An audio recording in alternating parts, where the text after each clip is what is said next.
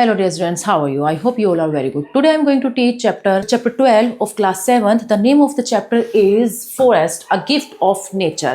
Nature ने हमें बहुत सारे गिफ्ट दिए हैं, लेकिन जो फॉरेस्ट जैसा गिफ्ट है वो शायद ही हो, क्योंकि फॉरेस्ट के अंदर ट्रीज होते हैं, एनिमल्स होते हैं, बहुत सारी चीज़ें होती हैं जो कि हमारे लिए बहुत ज़्यादा यूजफुल होती हैं.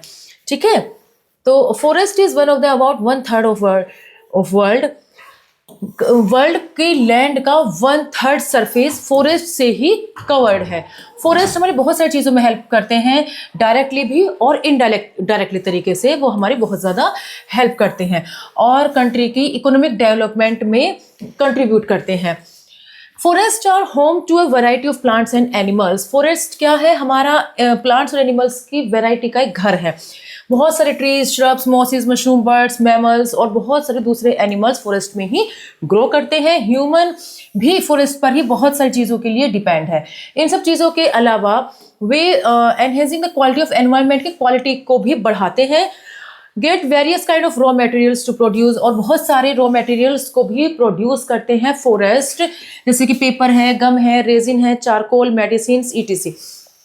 इसलिए हमें नेचर को, इस नेचर के मिले हुए इस फॉरेस्ट के गिफ्ट को बहुत ही सीरियसली लेना चाहिए.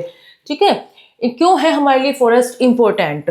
देखिए, world map of forest cover, देखिए कितना सारा फॉरेस्ट ने कवर है. सिर्फ 1/3 पार्ट ही पूरे उसका कवर है, बाकी सारा ब्लू है, यानी कि बाकी सारे में वाटर है ना. तो 1/3 पार्ट ही फॉरेस्ट से कवर्ड है, यानी कि लैंड से कवर्ड है.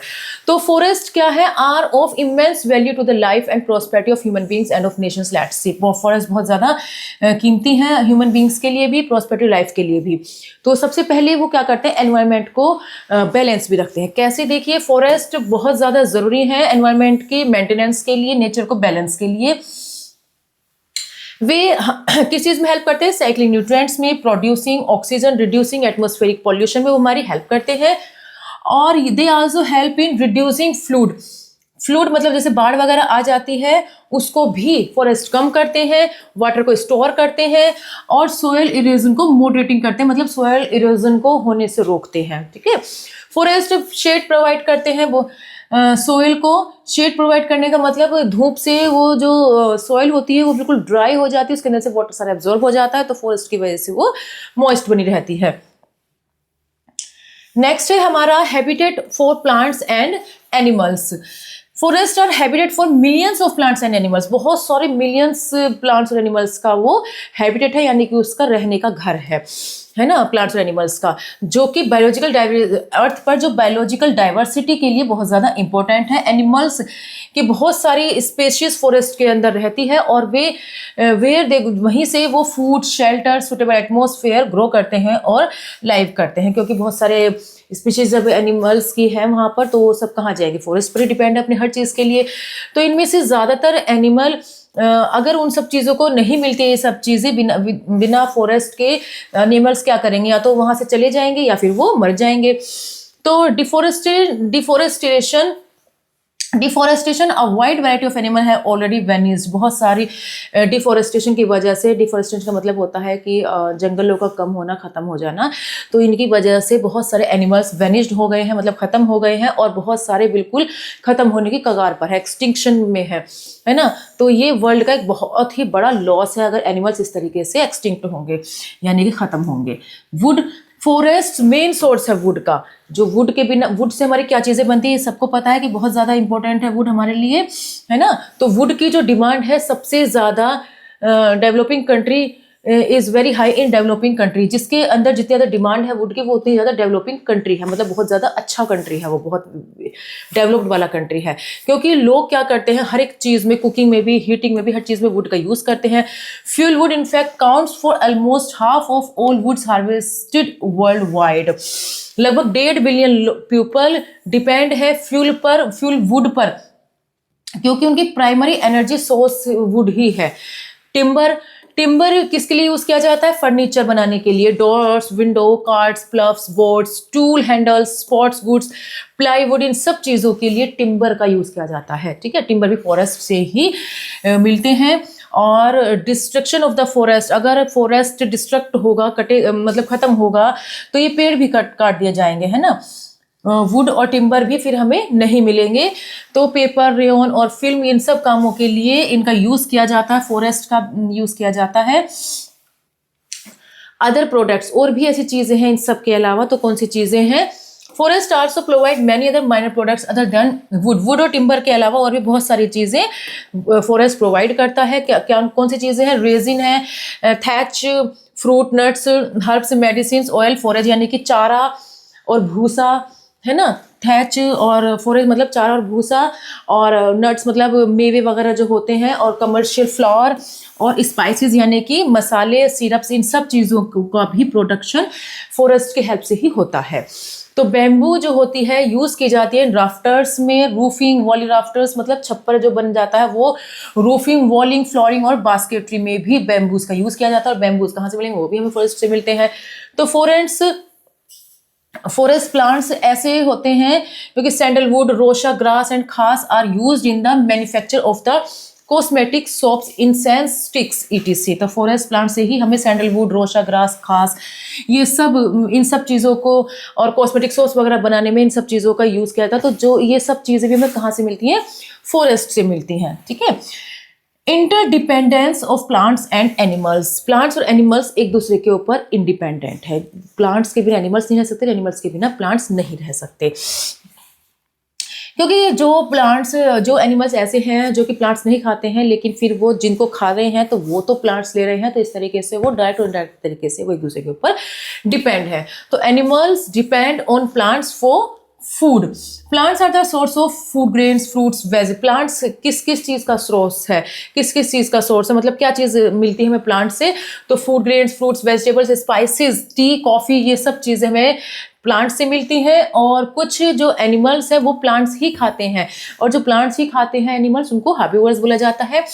कार्निवोरस हार्बीवोरस का फ्लैश खाते हैं, है ना, इसलिए वो भी फूड पर डिपेंड हुए।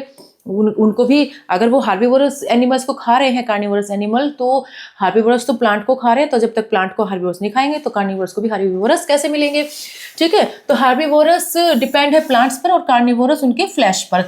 और अगर no food, carnivorous also would not get food. इसलिए food chain form by eating and being eaten. Food chain is important for a balance in the nature. तो इस तरीके से हमारी एक फूड चेन बनती है कि प्लांट्स जो होते हैं, पहले प्लांट्स होते हैं, उनको प्रोड्यूसर बोला जाता है, प्लांट्स के बाद फिर हार्बीवोरस उनको खाते हैं और हार्बीवोरस को कार्निवोरस खाते हैं। तो इस तरीके से एक फूड चेन बनती है। और फूड चेन एनवायरनमेंट के लिए और नेचर में इसका बैलेंस होना बहुत ज़्यादा जरूरी है फूड चेन का। एनिमल्स को ऑक्सीजन की भी नीड होती है रेस्पिरेशन के लिए और फोटोसिंथेसिस के लिए, है ना। फोटोसिंथेसिस में कार्बन डाइऑक्साइड वो लेते हैं प्लांट्स और ऑक्सीजन वो देते हैं। तो इस तरीके से प्लांट नेचर के अंदर ऑक्सीजन के अमाउंट को भी मेंटेन रखते हैं। ठीक है। प्लांट्स क्या करते हैं? शेल्टर भी देते हैं बहुत सारे एनिमल्स स्पीशीज को, और उनकी बायोडाइवर्सिटी में भी हेल्प करते हैं, यानी कि शेल्टर वगैरह देते हैं और बायोडाइवर्सिटी में भी हेल्प करते हैं। तो dependence of plants on animals. अब एनिमल्स पर प्लांट्स की डिपेंडेंस क्या है? तो प्लांट्स क्या करते हैं? कार्बन डाइऑक्साइड लेते हैं फोटोसिंथेसिस के लिए, और वो कहाँ से आती है? एनिमल्स से ही आती है ना। एनिमल्स से कैसे आती है? जब एनिमल्स रेस्पिरेशन करता है तो कार्बन डाइऑक्साइड निकालता है, तो जो प्लांट्स को जिसकी प्लांट्स को भी नीड होती है। मतलब प्लांट्स भी डिपेंड है एनिमल्स पर, एनिमल ही नहीं प्लांट्स पर डिपेंड है, प्लांट्स भी डिपेंड है एनिमल पर। इसके अलावा animals like bees, butterflies, moths help in pollination in plants which is necessary for the fertilization. Some birds and beads are help in pollination. कुछ प्लांट्स ऐसे होते हैं जिनको सीड्स चाहिए होते हैं, और वो सीड्स उनके पास कैसे पहुंचते हैं? कुछ बर्ड्स की हेल्प से ही, जैसे कि बीज और बटरफ्लाइज, मॉथ्स, ये जो होते हैं, ये एनिमल्स अपने पैरों में सीड्स को चिपका लेती है, स्टिक कर लेती है, और फिर जब वो दूसरे फ्लोर के पास जाते हैं तो वो सीड वहां पर छोड़ देती है। तो इस तरीके से पॉलिनेशन की हेल्प में भी एनिमल्स हेल्प करते हैं प्लांट्स की।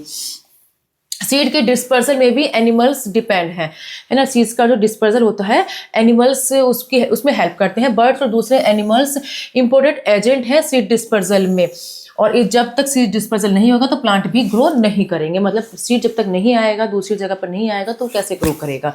तो इस तरीके से प्लांट भी फिर एनिमल पर डिपेंड है। डिफॉरेस्टेशन क्या होता है? डिफॉरेस्टेशन आजकल जो सोसाइटी बहुत तेजी से डेवलप कर रही है, और बहुत सारी नई buildings, road, shops, business centres, ये सब चीज़ें कंस्ट्रक्टेड हो रही हैं, है ना। न्यू रेलवे ट्रैक्स भी आजकल बन रहे हैं, और तो इन सब चीज़ें डेवलपमेंट के लिए ट्रीज काटे जा रहे हैं बहुत ही बड़े लेवल पर।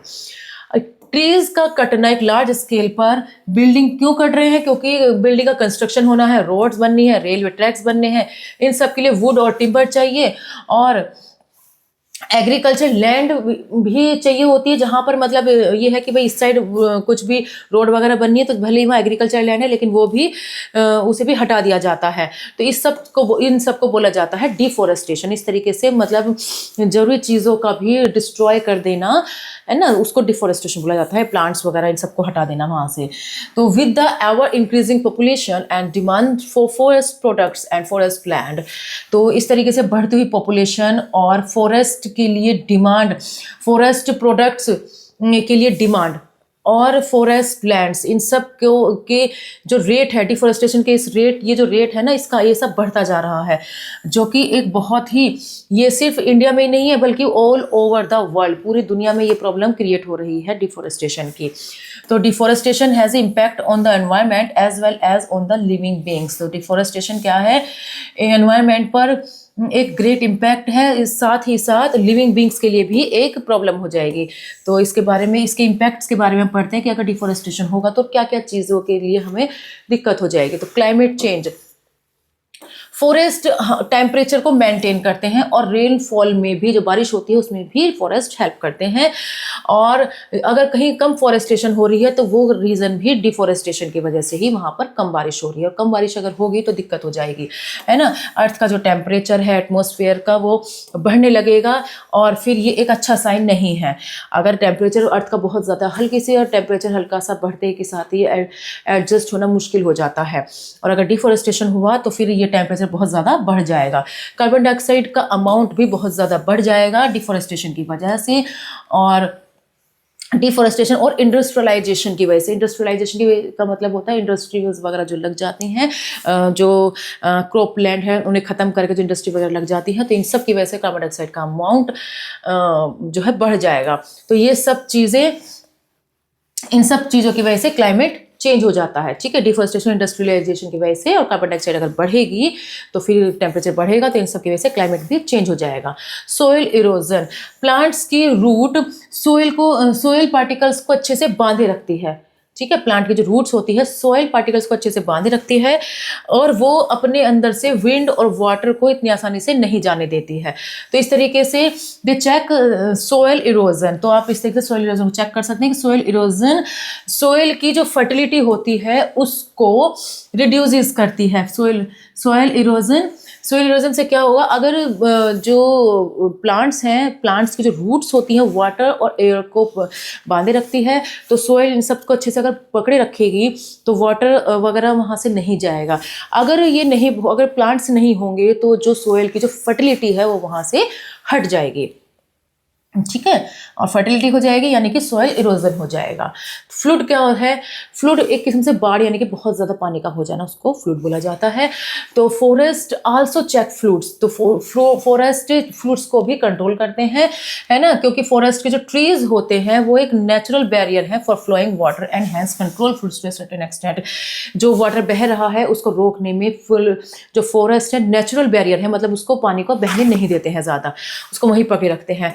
वर्ल्ड के मैनी पार्ट्स, जो वर्ल्ड है उसके बहुत जगह में जो है फ्लड्स बहुत जल्दी होती है, क्योंकि वहाँ पर फॉरेस्ट नहीं है। तो जहाँ फॉरेस्ट नहीं होंगे वहाँ बाढ़ होगी, बाढ़ की वजह से देखिए किस तरीके से दिक्कत हो जाती है फ्लड की वजह से।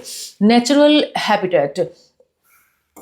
हैबिटेट का लॉस किस तरीके से होगा? फॉरेस्ट, क्योंकि बहुत सारे एनिमल्स के लिए हैबिटेट है, उनके लिए घर है उनका, और अगर डिफॉरेस्टेशन अगर हो जाएगा तो एनिमल्स अपने हैबिटेट खो देंगे, और इस तरीके से वो फिर दूसरी जगह पर चले जाएंगे या फिर वो मर जाएंगे। तो प्लांट्स और एनिमल्स की बहुत सारी रेयर स्पीसीज अब खत्म हो चुकी है या फिर खत्म होने की कगार पर है, बिल्कुल वो खत्म होने की कगार पर है, क्योंकि डिफॉरेस्टेशन हो रहा है, इसलिए बहुत सारी जो स्पीशीज है प्लांट्स एनिमल्स की वो भी डिस्ट्रॉय हो रही है और या फिर एक्सटिंक्शन पर है। एफोरेस्टेशन क्या होता है? Afforestation, growing new plants on barren land on a large scale is called afforestation. नए प्लांट्स का लगाना, वो भी बैरन लैंड पर और एक लार्ज स्केल पर, तो उसको एफोरेस्टेशन बोला जाता है। बहुत सारे बड़े लेवल पर जब फॉरेस्ट आप लगा रहे हैं, न्यू प्लांट्स आप लगा रहे हैं, न्यू प्लांट्स आप लगा रहे हैं तो उसको एफोरेस्टेशन बोला जाता है। क्योंकि लोगों को अब दुनिया में सभी लोगों को, वर्ल्ड में सभी लोगों को पता चल चुका है फॉरेस्ट की इंपॉर्टेंस का, इसलिए अब वो क्या कर रहे हैं, वो अब आगे आ रहे हैं फॉरेस्ट के कन्वर्जेशन के लिए, और उन्होंने बहुत सारे एफोरेस्टेशन प्रोग्राम भी लॉन्च करे हैं। हमारे देश में भी गवर्नमेंट लॉन्च कर रही है सोशल फॉरेस्ट्री प्रोग्राम, जिसमें लोग क्या कर रहे हैं, बैरन लैंड पर प्लांट्स लगा रहे हैं, बहुत लंबे स्केल पर, रोड साइड, मतलब जैसे रोड होती है उसके साइड में प्लांट्स लगा सकते हैं। तो इस तरीके से नई नई स्किल्स के तरीके से, नए नए तरीके से वो सोच रही है कि किस तरीके से हम ज़्यादा से ज़्यादा प्लांट लगाएं। तो इसमें ज़रूरी नहीं है कि गवर्नमेंट ही हेल्प करे, हम खुद भी इसके लिए अवेयर हो सकते हैं, है ना। वन महोत्सव दूसरा एक ऐसा प्रोग्राम है जिसमें नई सैपलिंग्स होती है, प्लांटेड होते हैं चारों तरफ, मतलब छोटे छोटे प्लांट्स लगाए जाते हैं वन महोत्सव पर। It is celebrated twice a year, और ये साल में 2 बार इसको सेलिब्रेटेड किया जाता है, मनाया जाता है। तो इस तरीके से आपने पढ़ा एफोरेस्टेशन क्या होता है, डिफोरेस्टेशन क्या होता है, और फॉरेस्ट हमारे लिए किस तरीके से एक नेचुरल का दिया हुआ गिफ्ट है। तो I hope you have learn to this chapter very well. We will meet in next class. Goodbye, thank you.